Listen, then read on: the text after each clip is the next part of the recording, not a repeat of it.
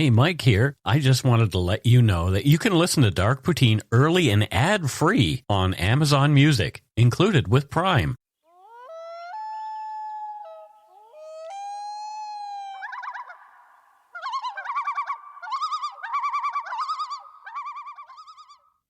What is that you're doing? Well, I'm seeing if I can do the loons.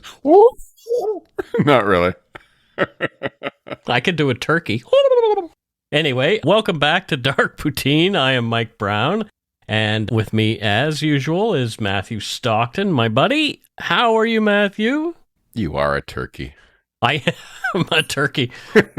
Turkey was a nickname that we had for each other at home. So okay. My mom would call me a turkey sometimes. So I'm good. You're good. I'm ramped up today. You're ramped up? Yeah. Yeah, that's what I wrote you.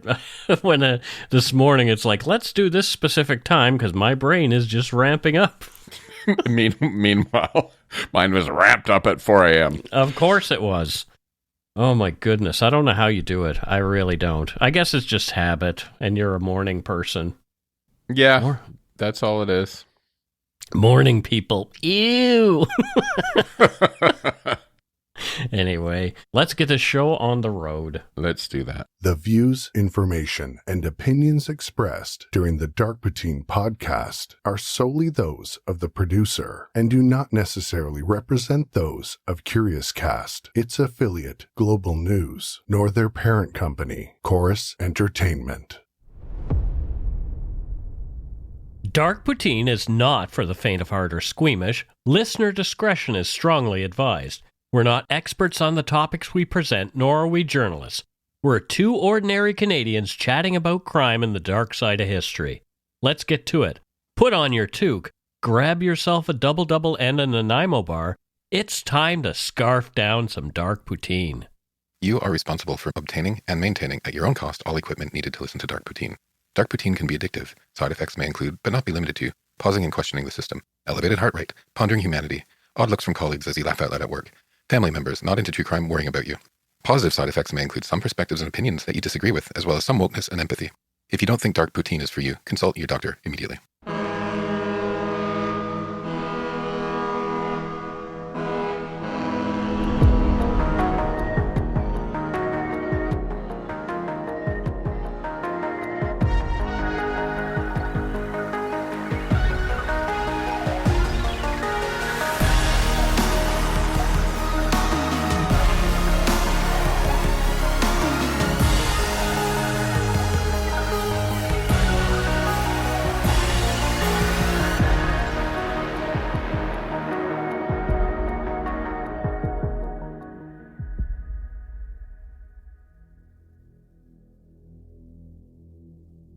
The Chowchilla, California school bus hijacking and kidnapping, a notorious case that occurred in 1976, involved the abduction of an entire school bus carrying 26 children, 19 girls and 7 boys ages 5 to 14, and their driver, Frank Edward Ed Ray, who was 55. It was orchestrated by 3 young men from affluent families. Brothers, Richard Schoenfeld, 22, James Schoenfeld, 24, and their friend Frederick Newhall Woods IV, also 24. The crime was motivated by their desire for ransom money and as a cure for boredom. The kidnappers hid the bus and took its occupants to a buried truck trailer in a quarry in Livermore, California, intending to demand $5 million for their release. Remarkably led by Ed Ray and Michael Marshall, 14, one of the older children, the survivors managed to escape without any ransom being paid. Even though they all made it out alive, the victims suffered psychological scars that changed their lives and persist to the present day. This was the largest kidnapping in U.S. history, and it has a Canadian connection. After their hostages escaped, all 3 kidnappers went into hiding but were eventually apprehended and convicted. Although one of the suspects, the mastermind behind the kidnapping, Frederick Woods, fled to Vancouver, British Columbia before being apprehended by the RCMP. This is Dark Poutine Episode 303, Terror on the School Bus, the Chowchilla Kidnapping.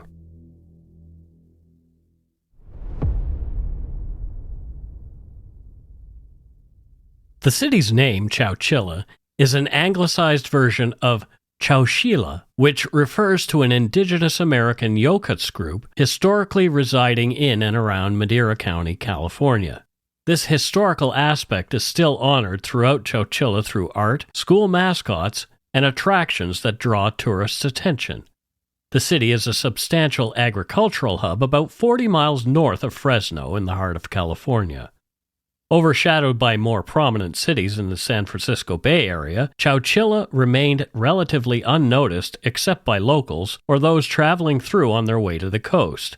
Unlike the picturesque coastal towns or bustling tech hubs like Silicon Valley, Chowchilla has preserved its small-town essence, especially when the tech industry and housing markets were booming nearby. Chowchilla has grown significantly from its humble beginnings, with a population exceeding 18,000 and hosting multiple prisons and school districts. In the 1970s, the town's population was under 5,000, contributing to the horror of the events on July 15, 1976. The entire country, still buzzing from the recent bicentennial celebrations on the 4th of July, was shocked back to reality by that day's happenings. Under 5,000. Yeah. Yeah, that's a small town. Mm-hmm. When I was a little kid on a bus, in my town was 7,500 people. If there's 26 of us and the driver, that would have had a huge impact, not just nationally in terms of the news, but that's devastating for a small town. Devastating, yeah. Yeah. Chowchilla was no different than many other communities, as during the summer break from school, to keep kids busy, there were day camps during which they were entertained and educated with art projects, nature walks, and outings to various places. Ed Ray drove groups of kids to and from the program using a yellow school bus from the Dairyland Elementary School. The program was scheduled to end on the 16th of July, but the kids loved it so much they petitioned to have it extended to the end of the month, even convincing their beloved bus driver Ed to sign the petition. July 15, 1976 was a typically sunny and hot summer day, 94 degrees Fahrenheit or just over 34 degrees Celsius. The 155 kids involved in the program had spent the day at the Chowchilla Fairground swimming pool, supervised by teachers, swimming, tossing water balloons, and engaging in other harmless water-related activities. After the day's fun, those overseeing the kids left in their own vehicles or by other means. Ed Ray and other bus drivers piled the kids into school buses to be driven home sometime after 3 p.m. At around 5 p.m., supper time, when some of the children had not yet returned home, their families took notice and began to worry. Phone calls were made from house to house inquiring if anyone had seen the other's kids. They had not. Joan Brown, a mum of one of the kids, called Ed Ray's place, but no one answered. She then called Leroy Tatum, the school superintendent at the Dairyland School.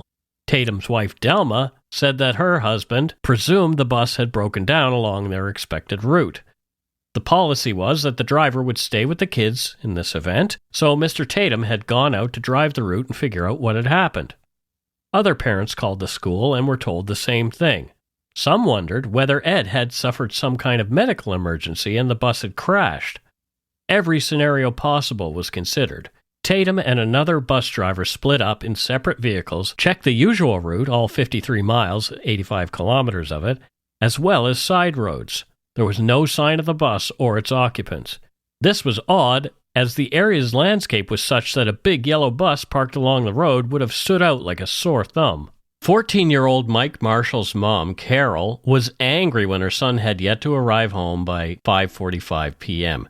She recalled an argument she'd had with him that morning and thought maybe he did not come home just to spite her. They were planning a trip to Calgary, Alberta that Sunday for the Stampede, where Mike's dad had already taken a significant lead in the annual World Championship steer wrestling competition. Carol drove around in her pickup for a while looking for Mike at his usual haunts, but there was no sign of him. It was sometime after 6 p.m. when she called the Dairyland School and was told by the school secretary, Anita Hansen, "We've lost a bus." That's a moment you don't want to hear. No. And this part of the story hits hard for me because a good friend of mine who grew up in South Africa was on his school bus with his brother, his little brother, and the rest of his schoolmates. And he and I have spoken about this, and it affected him. for the rest of his life. The bus went off a bridge and plunged into the river. Oh, my God. And actually, many of his classmates, including his brother, didn't make it out alive. Oh, no. I know. And so, he lived one of those horror scenes in a movie in a bus filled with water trying to get out, right? And, obviously it had this a massive effect on his life, but he's like one of the most wonderful people I know. And he actually eventually became a counselor who helps people overcome trauma and related alcohol and drug abuse, which people with deep trauma use to self-medicate. So was he somebody who ended up self-medicating himself and was... Indeed. Yeah. And then got out of it and became a counselor. At this point, I'm thinking in the story here, thinking of the fear that would be setting in. With the families, yeah. I think most people, if you're told you've lost a bus, you're not going to think kidnapping. The first thing you're going to think is crash, right? Yep. Soon afterward, Tatum called for help and local police were dispatched to help in the search for the missing bus. Searchers took to the air before 7 p.m. in a single-engine Cessna. Sometime early that evening, the bus was found, empty. Local police sergeant Cooley discovered it in a dry riverbed around 150 feet, 45 meters, off Avenue 21 between roads 15 and 16. The bus had been deliberately well hidden in a mass of bamboo reeds. Cooley was initially frustrated with himself as he'd driven by this area several times throughout the search, but had missed the bus until a closer look on foot. Nothing was aboard the bus to indicate what had become of Ed Ray and the children. Just items typical of a school outing. Art supplies, some clothing and towels, still damp from the kids drying off after their swim. Parents were horrified after hearing that the bus had been discovered without their children present. Where on earth were they? They'd seemingly vanished into thin air. Wild speculations flew, including kidnapping. More than one thought, perhaps even aliens were involved. According to a Vox.com article, an unidentified state trooper's wife said, quote, "We thought it was UFOs and it seemed like it had to be. No way it could be anything else," end quote. Many parents feared they would never see their kids again. Were they already dead at the hands of some monster, human or otherwise? Just going back to the state trooper's wife, no way could it be anything else. Yeah. I wish I had that much faith in humanity. Well, we know a bit more now than we did in the 70s. Humanity keeps proving us wrong. It's always people. Yeah. To me, that's a bit of denial. It's like, okay, let's put it onto something completely improbable because, you don't want to believe that anybody is capable of taking 26 children and a school bus driver. You just don't like the thought of somebody actually coming up with that is horrific. Yeah, she was in denial. Denial's a river in Egypt. Denial is not just a river in Egypt. After the bus's discovery, a command post was established at the local police station, with members of various law enforcement entities quickly arriving to lend a hand in the search for the kids. As well as local police, the California Highway Patrol, the County Fish and Game Department, and the FBI were involved. Worried parents gathered at the local fire hall. The weather hampered search efforts. It had begun to rain hard with thunder and lightning, but this didn't deter many volunteers arriving who wished to help find Ed and the kids. Not all the children who'd started from the pool on Ed's bus were missing. Ed had successfully dropped off a few of them at their homes. One, Nancy Tripp, told police that she'd seen a white van closely following the bus before she was dropped off at home. This matched with some of the evidence gathered at the site of the bus's discovery. Investigators noted tire tracks, possibly from a heavy-laden van nearby. There had been reports of white vans in the area in the days leading up to the bus going missing. A white 1971 Dodge and a black van were noticed by a woman who was compelled to write down the license plate of the white van and then call police. The vans were parked just off Highway 152 and 15 miles 24 kilometers from Chowchilla. The white van had the license plate number 1C91414. The officer who'd taken the call days before had initially dismissed the report. After hearing about the tire tracks found close to the bus and Nancy Tripp's report of a white van, he went through his notes and passed them along to investigators. As records were kept manually at the time, investigators had to search by hand at the California Department of Motor Vehicles in Sacramento to ascertain the sale details of that van, including the time, place, and purchaser. It was determined that the original registration's San Jose name and address had been faked. This was a huge red flag. An APB was issued to stop and search white vans seen driving in the area. Authorities felt this could be a good lead, but they had to find the right van or vans. That would take some time. Parents, concerned locals, and news organizations spent so much time calling police with tips, offers of assistance, and inquiries for information that the phone began to ring busy almost constantly for the next day. The phone company began working to expand service to the police station. Not a single call could get through in the town. But this whole process would take precious time. On learning of the desperate situation in Chowchilla, President Gerald Ford committed significant FBI resources to the search, sending 45 agents from all over the country and as far away as Washington, D.C. to assist. The searches on the ground and in the air continued throughout the night. Members of the families of the missing later related stories of how hard they prayed for the safe return of Ed Ray and the 26 children. Newspapers covered the search extensively, and journalists from numerous news organizations descended on the typically quiet little town.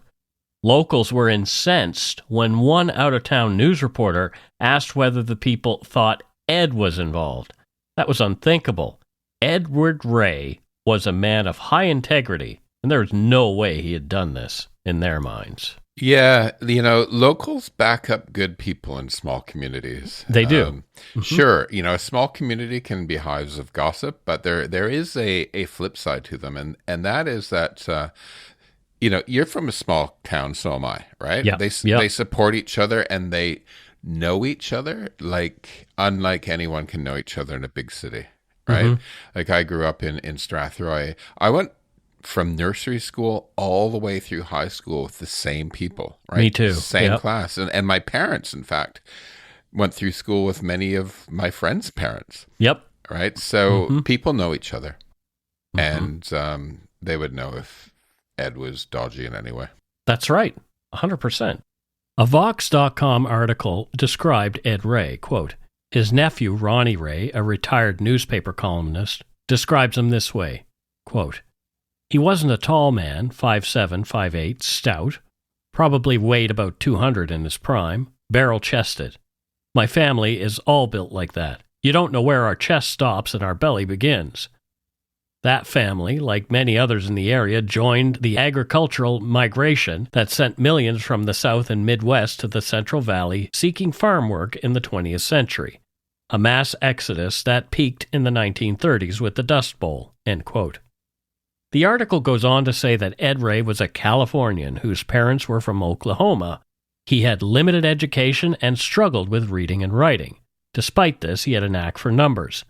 Known for his exceptional strength, Ed was a well-regarded figure in his community. In his youth, he worked in agriculture, transitioning from horses to tractors for cutting alfalfa. He was known for his strong work ethic, often describing tough jobs as his hobby. The Oroville Mercury Register on July 16, 1976, quoted several concerned family members nervously awaiting word of their kids. There must be a logical explanation, said Sam Barletta, worrying about his 12-year-old daughter Lisa. It seems so damn strange I haven't faced reality yet. One woman, who asked to remain anonymous, expressed her thoughts, optimistic about her daughter's strength when facing adversity. I know my daughter. I know she is self-reliant. The woman said, I know she can take care of herself as long as she doesn't panic. The San Francisco Examiner also reported, quote, tears streamed down the face of Linda Van Hoff, whose 7-year-old daughter, Cindy, was among the 26 missing from a school bus. We don't have any idea, she wept. There's no reason for this at all. There's nothing we can do, we're just waiting and praying. Mrs. Van Hoff, whose husband Tom was at her side, was one of a group of parents gathered at the fire station, here to await word of the vanished youngsters. They sat throughout the night and morning, sipping coffee and exchanging rumors. But none really knew anything, and it was the uncertainty and fear of the strange situation that marked them all, end quote. William Parker reported his usually punctual 8-year-old daughter Barbara missing after only 10 minutes. In a Fresno Bee article, Parker expressed his hopes that the children were okay. Quote, "I hope deep in my heart the people who have taken the children will take care of them," he said. "I believe there is some kind of political or terrorist group involved in this." That was the thing. No one knew the motive at this point, and there had been no ransom demands issued in any form. So why on earth had someone taken Ed and the kids? When I was reading this morning, Mike, I found the quotes from the parents fascinating. Yeah. Because they show so clearly how different people handle things differently. Yeah. So you have the logical one, there must be a logical explanation. I just can't figure it out. You have the stoic one. My kid is self-reliant, right? Yep. You have the distraught one. There's nothing we can do in the weeping, and the speculative, right? I believe that some kind of political or terrorist group. Yeah. And I think it just goes to show that when people go through traumatic situation like this, no response is wrong. Right? No response is wrong. You deal with it the way you deal with it. And, it's like you chose those quotes to show those different perspectives or something. That is exactly why I chose those quotes. Because it's true. Whenever something big happens, there are as many opinions about what is going on as there are people involved in what's happening. And those quotes really show the spectrum of responses and to the event and to the mystery of motive. Mm-hmm. The mystery of why would have to wait. But the location of Ed Ray and the 26 kids from his school bus was revealed almost a full day after their disappearance. In the California rock and gravel quarry near Livermore, California, around 100 miles, 160 kilometers from Chowchilla, a welder was busily repairing some quarry equipment on the afternoon of July 16th. He was startled as a wild-eyed, dirt-covered man dressed in only underwear and socks approached him. A gaggle of children followed the man, who said to the welder, "I've got a bunch of kids here. We've been kidnapped." The welder knew instantly what the situation was. The story had been all over the news, and he'd just listened to a radio report while eating his lunch. Another quarry worker was summoned to help, and he called the police to inform them of the discovery. Ed was provided coveralls, and the cold, hungry, thirsty, and tired kids were given soda pop. While awaiting the arrival of police officers, Ed tried to call his wife Odessa to let her know that he and everyone else was physically okay. The phone lines in the little town were entirely jammed, and Ed couldn't get through at all. Although they were relatively okay physically, psychological wellness was another matter. The events had terrorized the kids, and it showed on their faces. The Alameda County Sheriff's Department took immediate action to ensure their well-being. Recognizing the need for prompt medical attention, the victims were transported on yet another bus to Santa Rita Jail, the closest facility equipped with a medical team. Upon arrival, they were promptly attended to by jail doctors and emergency medical technicians. These healthcare professionals conducted thorough examinations to assess and treat any injuries or health concerns. In addition to medical care, the victims were provided with food and water, ensuring their basic needs were met after their harrowing ordeal. The word of the rescue of all those involved got back to Chowchilla quickly. A reporter first got word and relayed it to the overjoyed crowd of worried loved ones and community members at the fire station. The kids would be home soon. But what had happened? This crazy story continues after a quick break.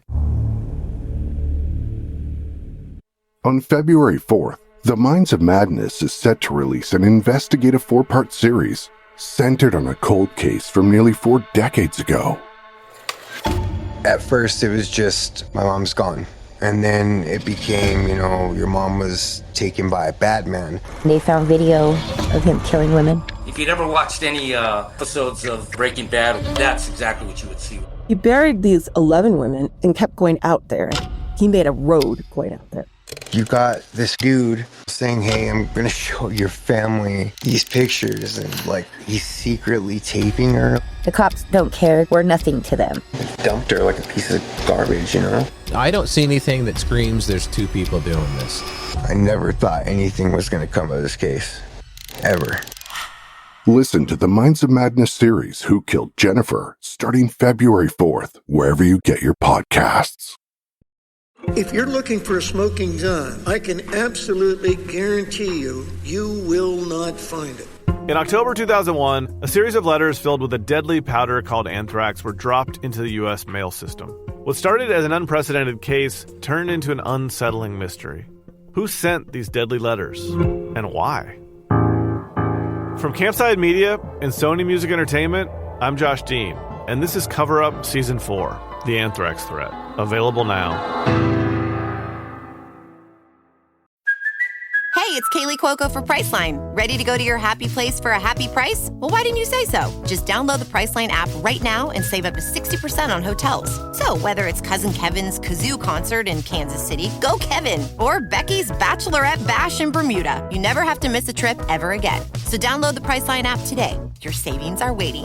Go to your happy place for a happy price. Go to your happy price, Priceline.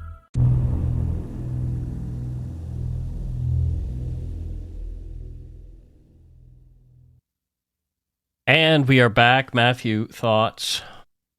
Well, when I first opened the script this morning, I thought we were going to be talking about Chowchilla. That's the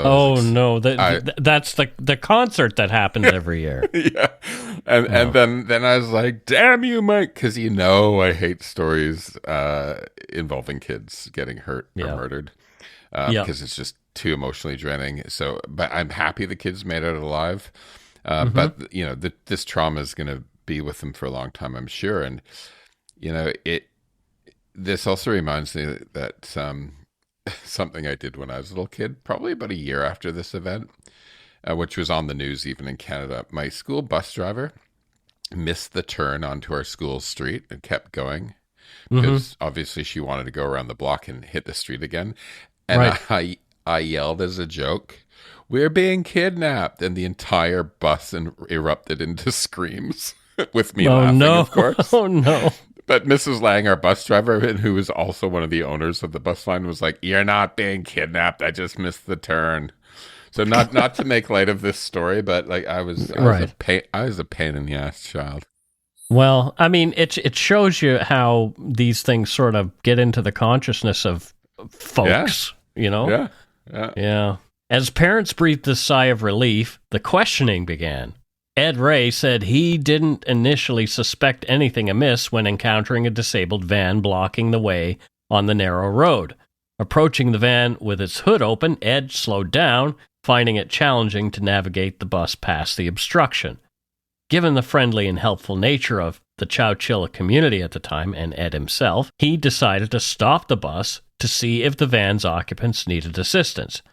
As he halted the bus and opened the passenger doors to extend help, Ed was suddenly confronted by 3 men in nylon pantyhose masks, armed with a rifle and handguns, and they swiftly took control of the situation, terrifying everybody. Yeah, and, I don't blame Ed. No. For stopping. My grandma actually drove a bus for our high school, and she would have done the same, right? It's small town. It's small town. You stop and help. Did you ever go on Granny's bus? No, but I was once talking to a girl. My grandma didn't take shit from any of the kids, and I was once talking to a girl. She's like, I better go or else my bitch bus driver will give me hell. I'm like, oh, that's my grandma. And she burst into tears. Oh, no.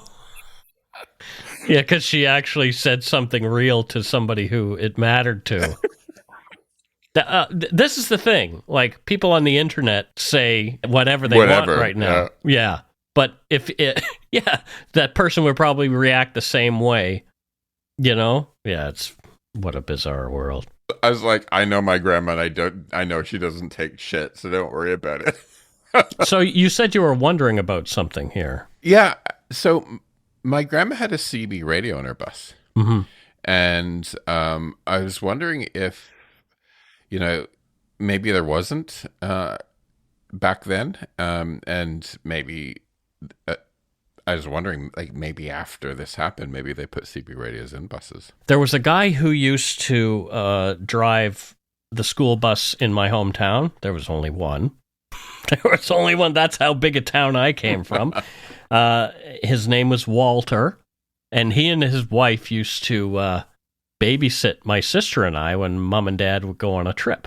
So Walter and Edna would come over, and they would take care of Rachel and I. Or we would go to their house. Isn't it funny how we remember the names of our bus drivers? Yours was Walter, mine was Mrs. Lang, right? Yeah. So Walter, well, I knew him because we had a familial relationship with them. But Walter, I don't believe, had a CB on his bus. So, okay. I mean, if you're in a one-horse town like I came from, then you probably don't need CBs, or I don't know. I don't know. Yeah, I don't recall it around my time, and there was no mention of it being on this particular bus. These days, the driver and all the kids probably have a phone. So exactly. Yeah. There's no need of a CB because they all have a telephone. I know my friend Big Al, who listens to the show, he drives a school bus back in Nova Scotia now. So shout out to all the school bus drivers, including Big Al Mack. That's his last name, Al Mack? No, Big Al. Okay. He's Big Al. His last name is McGuinness. Okay. So he's got the most Canadian name ever. Al McGuinness. Well, also a hockey player is named Al McGuinness, but he's not the same person. My father's name was Al as well. There you go. Ed continued to relate his harrowing tale. One man held a gun on him, and the vans, now there were two, one that was faking broken down and the one that had been following them, followed them. As the children wept and wailed with fear, they drove to the dry riverbed into the bamboo where Sergeant Cooley later discovered the bus. The bus was halted, and the children, along with Ed Ray, were forced by the three armed men to board into vans with the windows painted black, obscuring both the view from the inside and the outside. On a sweltering day with temperatures exceeding 100 degrees, the children faced discomfort as they had to relieve themselves in the cramped space. As time passed, they became increasingly hungry and sick, with the heat intensifying the unpleasant odors inside the vans. Dehydration and illness added to their distress, and uncertainty loomed over what would happen next. The vans drove for hours and miles, leading Ed to speculate they were either heading to a specific location or the kidnappers were buying time. After a seemingly endless journey, the vans eventually came to a halt. In the dim light of construction lamps, the kidnappers forced the children and Ed out of the vans, which now reeked. Despite pleas for information, the only response from the kidnappers was a stern command to be quiet. The victims, cramped and disoriented, were led out into a quarry. Each child was instructed to provide their name, age, address, and home phone number, and then was stripped of one article of clothing as proof of their capture. All of the information was written on a jack-in-the-box burger wrapper. The kidnappers then escorted the hostages to a hidden moving van buried underground in the quarry, resembling a large coffin, accessible only by a long ladder. The children, under threat, were directed to climb down into this dark, dusty van. After the last child descended, the kidnappers removed the ladder, sealed the entrance, and left, trapping Ed and the children inside. In the cramped moving van, the hostages found meager provisions, a small supply of old cereal, peanut butter, bread, and water, offering little relief from their hunger. The space with dirty mattresses and a basic toilet hinted at prolonged captivity. Ventilation fans initially installed failed, leading to a stifling atmosphere filled with odors and fumes of children who still had to relieve themselves, as normal children do. Overcome by sickness and despair, Ed and the children faced worsening conditions, fearing they might never be rescued from this underground cell. Yeah, that is so dangerous. It could have gone badly quickly. Badly quickly. Quickly, yeah. Yeah, I can remember back in the UK, I'd occasionally see stories where illegal immigrants in the backs of lorries were found dead because there wasn't enough air, and that fan wasn't working, and these guys aren't experts on how much 27 people need for air. You know, they were twits is what they were. They could have died. They could have all suffocated. Yeah. So lucky.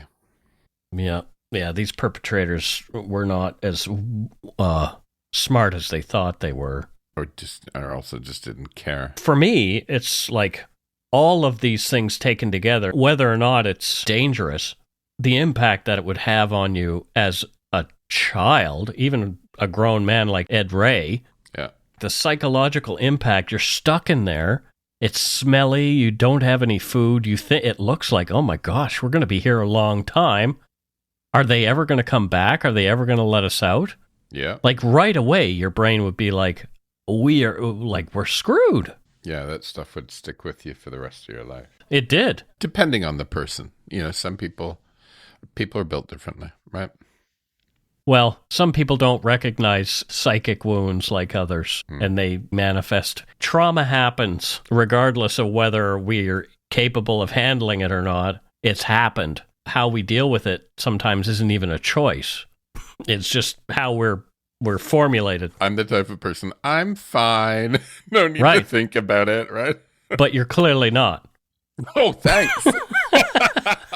Overcome by exhaustion, sickness, and panic, the younger children watched as Ed and the older children, led by 14-year-old Mike Marshall, devised a desperate escape plan from their underground cell.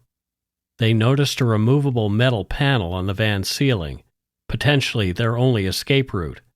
Stacking dirty mattresses beneath the panel, they worked together to reach it, only to discover a heavy truck battery and dirt blocking it. Undeterred, Ed and Mike strained to dislodge the panel, eventually making progress and starting to dig through the dirt above. At one point, there was concern that the whole roof was going to collapse in on them. As they dug, the younger children either watched anxiously or hid, fearing the kidnappers' return and possible violent repercussions for their escape attempts. Despite the risk, Ed and Mike persevered, breaking through to the surface covered in dirt. They then helped the younger children climb out one by one through the escape panel. Finally, after enduring hours of torment, illness, and fear, all the hostages emerged to freedom. Descriptions were given of the 3 kidnappers, and composite drawings were made. Around 4 a.m., the Greyhound bus arrived behind the police station in Chowchilla, greeted by cheers, flashing cameras, and a flurry of media activity as parents eagerly reunited with their children. Odessa was there, too, to meet Ed, who gave a brief statement. He said, quote, "We was ordered down into this van buried in the rock. They gave us a flashlight. It was dark down there. All we had to eat was a couple bags of tater chips and Cheerios. They put a couple of mattresses and box springs in there for us to sit on. We took the flashlight and shined it around. Me and a couple of the older kids figured the only way out was the way we came in, but we didn't have no ladder. We stacked up those mattresses and box springs to reach the hole. They'd put a piece of plywood over the hole. We tried to push it off. It was too heavy, but we could tell there was some dirt showing around the edges." Everyone was grateful for Ed's bravery. The FBI quickly focused their investigation on 24-year-old Frederick Newhall Woods IV. Frederick was the son of Frederick Nickerson Woods III, who owned the California rock and gravel quarry where the victims had freed themselves after their harrowing day of underground imprisonment. The investigation revealed that the younger Woods not only had keys to the quarry, but also enjoyed unrestricted access and the liberty to use its facilities as he pleased. This access raised suspicions about his potential involvement in the crime. Further deepening these suspicions, the FBI found that Woods, along with 2 acquaintances, brothers James and Richard Schoenfeld, ages 24 and 22 respectively, sons of a well-known podiatrist, had a criminal history together. They had previously faced legal consequences for motor vehicle theft and had been sentenced to probation. This background in criminal activity suggested a propensity for unlawful behavior, making them prime suspects in the kidnapping investigation. The Woods family was affluent and well-known. According to Vox.com, Henry Mayo Newhall, an ancestor of Frederick Newhall Woods IV, made a fortune in California from land and railroad ventures starting in 1850, leading to the formation of the Newhall Land and Farming Company. By 1976, this family business was highly lucrative, involved in ranching, oil, and land, contributing to the development of Santa Clarita and Valencia, with Newhall named after him. Frederick Newhall Woods IV's father owned a large estate in Portola Valley where he lived with his wife and mother, while Fred IV resided in a separate apartment in a garage on the property. The FBI executed a search warrant at the Woods estate in Portola Valley, uncovering crucial evidence in Frederick Woods IV's room, including a ransom note draft, maps, plans, receipts for vans, false IDs, a gun from the kidnapping, and a list of the children's names on a burger wrapper. They also found a rental contract for a storage facility where the vans and a camouflaged Cadillac used in the kidnapping were located. Following these discoveries, arrest warrants were used for Frederick Woods and the Schoenfeld brothers. Richard Schoenfeld surrendered shortly after, followed by James Schoenfeld's arrest in Menlo Park and Frederick Woods' capture in Vancouver by the RCMP. According to the Vancouver Sun's Dave Stockand, the man calling himself Ralph Snyder, later revealed as Frederick Newhall Woods IV, the fugitive involved in the Chowchilla kidnapping, was initially perceived as a simple, unassuming figure. His unmasking caused astonishment, with many describing him as naive and easily influenced. Woods was seen as unusually pleasant, almost overeager to please at the Vancouver hotels where he stayed, and paid a week's rent in advance. His demeanor didn't raise suspicions. He was quiet, often watching TV in the lobby, and had moved from a $42 a week room to a cheaper $30 a week one with basic amenities. Woods, under the alias of Ralph Snyder from Reno, Nevada, didn't attract much attention. He occasionally wore cowboy attire, which confused some hotel staff. His interaction with a young blonde woman was noted as out of character for him. He typically kept to himself. When Woods was escorted back to the hotel by police, he appeared cheerful yet sheepish, surprising those who didn't expect him to be involved in a major crime. Woods had inquired about odd jobs despite his low-key presence, possibly indicating financial constraints. He had registered at both hotels under his alias and seemed to avoid watching the news, preferring shows like old FBI series reruns. Fred Woods, who was the mastermind of the plan, had partially been inspired to take the school bus full of kids by the 1971 film Dirty Harry starring Clint Eastwood. In this movie, a psychotic criminal named Scorpio hijacks a school bus filled with children. From CBS News, James Schoenfeld became the first kidnapper to explain the motive for the three rich kids to hijack a school bus.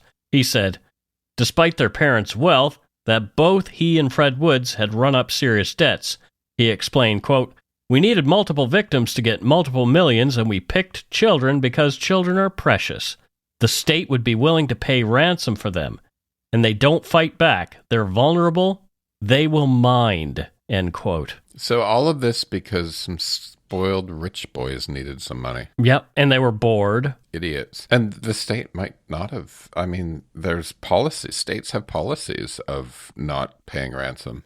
It depends on where you are. A lot of states have policies because they're like, no, because if we pay a ransom, I mean, it's horrible, but if you pay a ransom, then it's going to just provoke more people to do it. Yeah, I don't know what the FBI was suggesting in this case, but because there were...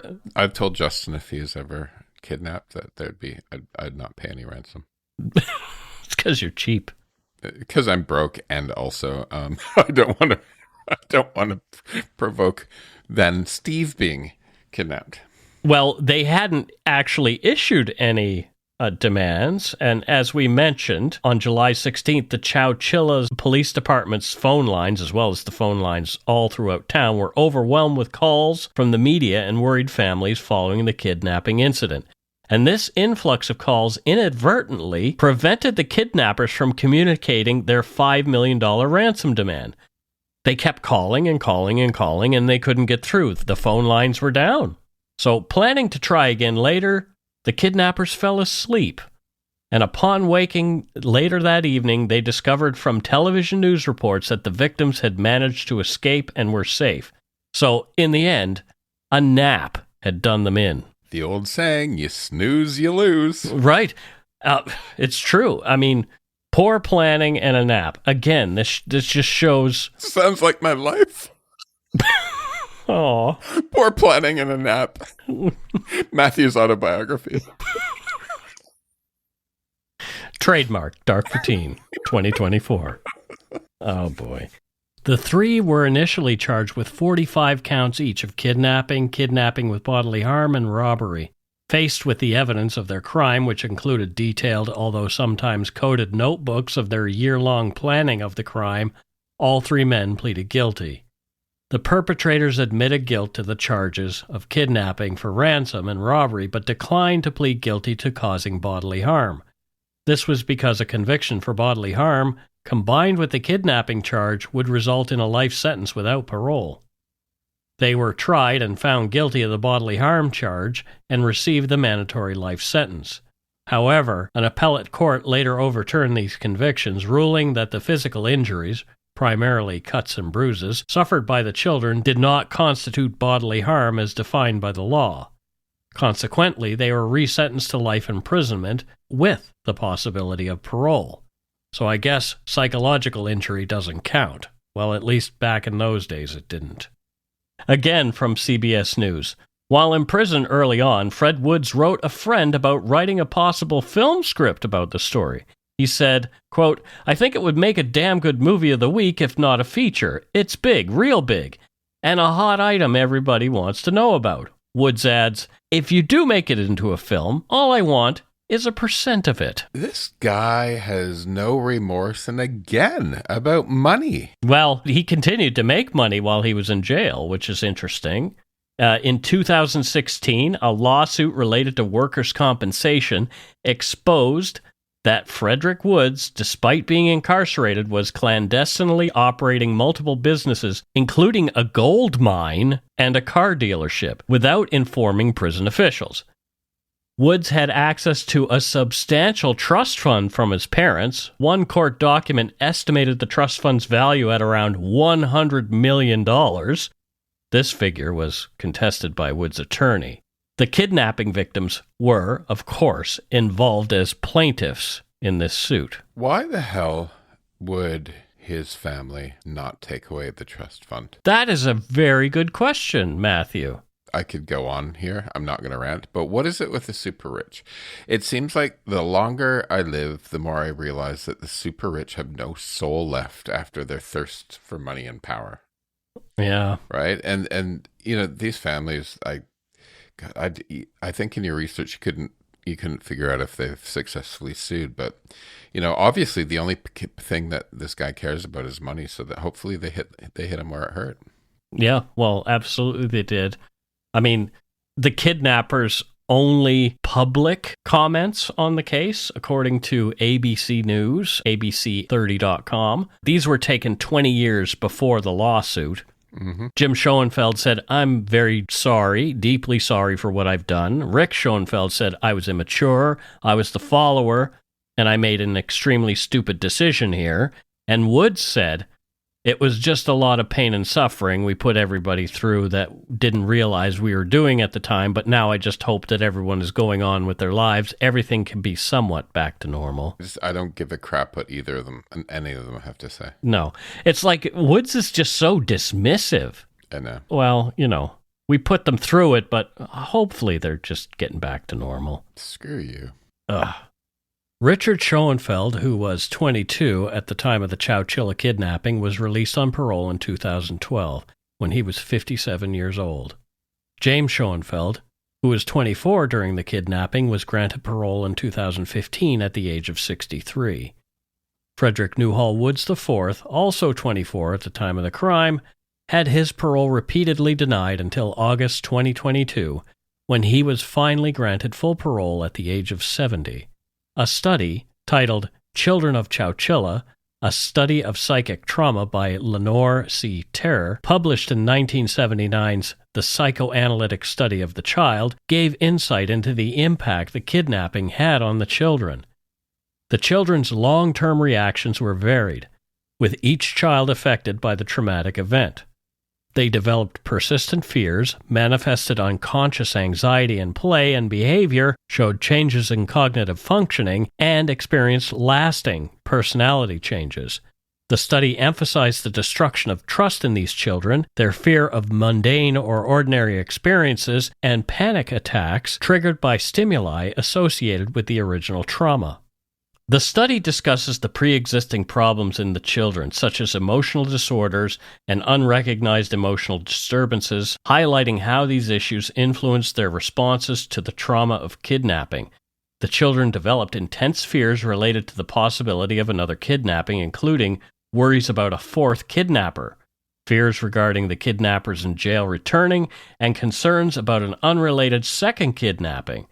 Many children also develop fears about ordinary experiences like vehicles, darkness, wind, and hippies, perceiving these as signals of impending danger.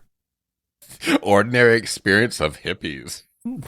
Well, these guys, like, if you look at pictures of Fred Woods, for example, he was a bit of a long hair, and he was a hippy-dippy dressed kind of First of all, guy. Yeah, maybe, but they're too rich to be hippies. And oh my god, I mean, I have a loathing for tie-dye, so maybe I fit in here.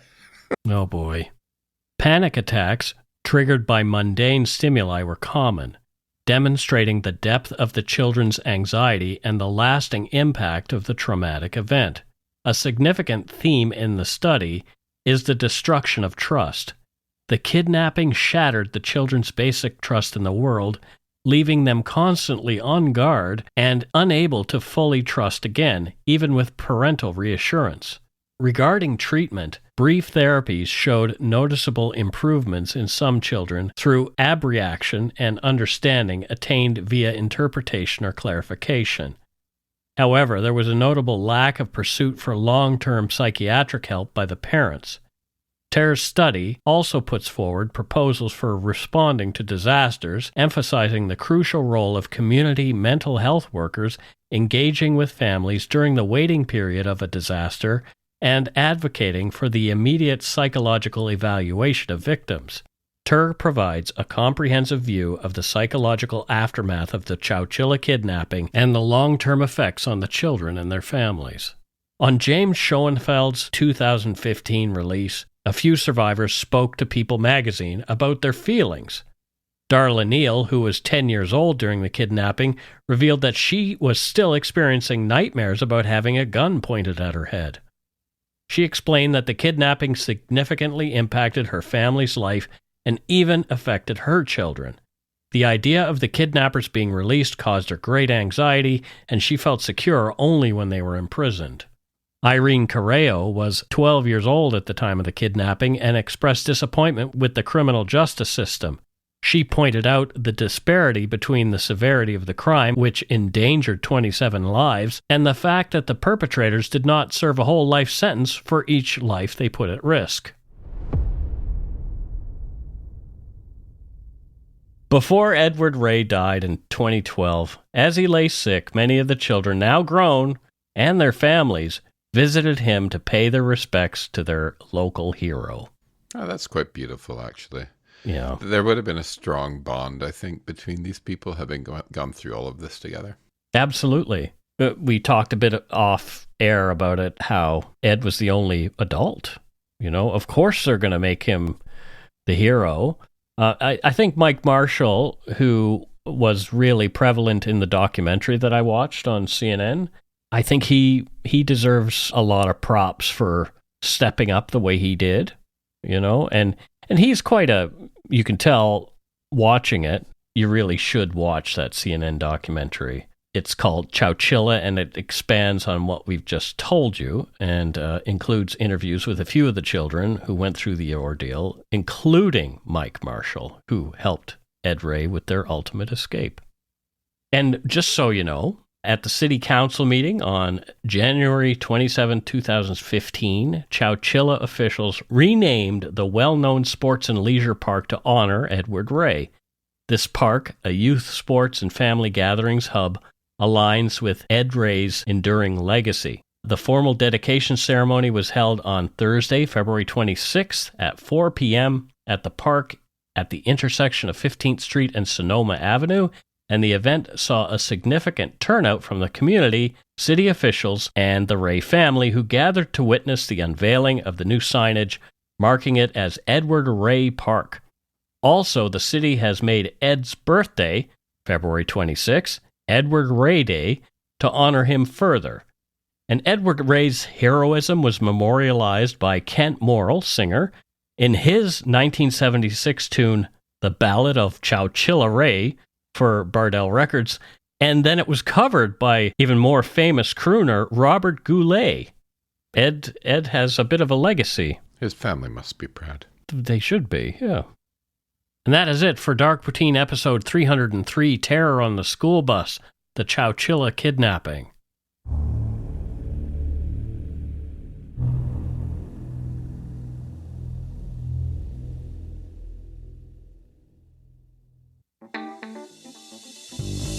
That's right. It's time for voicemails. You can leave us a message at 1-877-327-5786 or 1-877-DARK-PTN. We'd love to hear from you. Let's see who called us this week. Well, we only had one call this week, which is okay, and it was from somebody who's already called us. Let's have a listen. Hey, so this is Maddie calling back because I heard what you had for my occupation. I just got to say, you're like 50% there. It's kind of made me laugh because I haven't drank in years and don't go to White Ave at all. Definitely don't own a bar there. But I do quality, so inspecting bathtubs isn't too far off. Thanks, guys. See, there you go. I am the oracle. Matthew is the oracle, the psychic of people's jobs. Yeah, it's kind of funny. I like that when that happens. Thanks for calling back, Maddie. Thank you. That's it for this week's voicemails. Again, you can leave us one at 1-877-327-5786 or 1-877-DARK-PTN. We'd love to hear from you, even if it is just to say hi and to tell us to go shit in our hats. If you're stumped for what to chat with us about, a quick story is welcome. Alrighty, so it looks like we don't have any patrons or donut money donors this week, but that's fine. It's probably because they heard that I say to pastry chefs that I want to eat their love. Oh. So embarrassing. Well, yeah, but taken out of context, that's embarrassing. But in the context that you said it, you said you asked if you bake with anger or love and that you would rather eat their love, and then you had to clarify telling the lady that you were gay. I want to eat your love. Not appropriate. We were laughing our asses off. That was so funny. Well, there you go. Thanks to all our patrons and donut money donors past and present for your generosity. It helps to keep the show going. You can become a patron of Dark Poutine at patreon.com/darkpoutine. For a one-time donation, you can send us donut money via PayPal using our email address, darkpoutinepodcast@gmail.com. If you don't already subscribe to the show, it would mean a lot if you did. You can easily find Dark Poutine on Apple Podcasts, Spotify, or wherever you listen to your favorite shows. If you haven't gotten yours yet, my book, Murder, Madness, and Mayhem, is available to order via a link on the Dark Poutine website. And speaking of darkpoutine.com, please check it out for show notes and other cool stuff. We'd appreciate it if you took the time to give Dark Poutine a like or a follow on Facebook and Instagram. Most importantly, thank you for listening. And tell your friends about us. Word of mouth is a powerful thing. Well, there you have it. That is it for this episode of Dark Poutine, and we hope you come back next time. We have more episodes planned. It's going to be a fantastic show.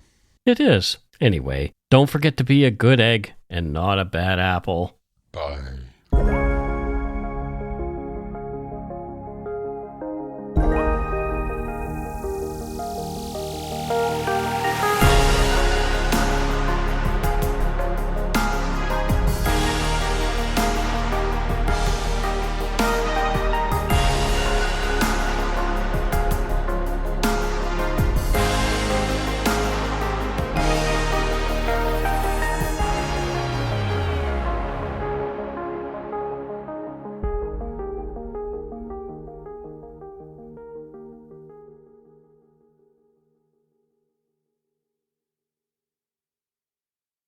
Hi, it's Shauna, and I might be a bad parent because my kids think French fries are vegetables. Hey, it's Ryan, and I might be a bad parent because I went out for wings when my wife was in the hospital after giving birth. Johnny here. I might be a bad parent because in my house, the tooth fairy gives pocket change. But we're not alone. Len emailed us and said his 6-year-old daughter's Tarzan moment going from love seat to lazy boy by curtains made him more proud than any dance recital. And Andy left his 2-year-old at the rink. All right, guys, I'm sure we're not alone. Like Andy's kid.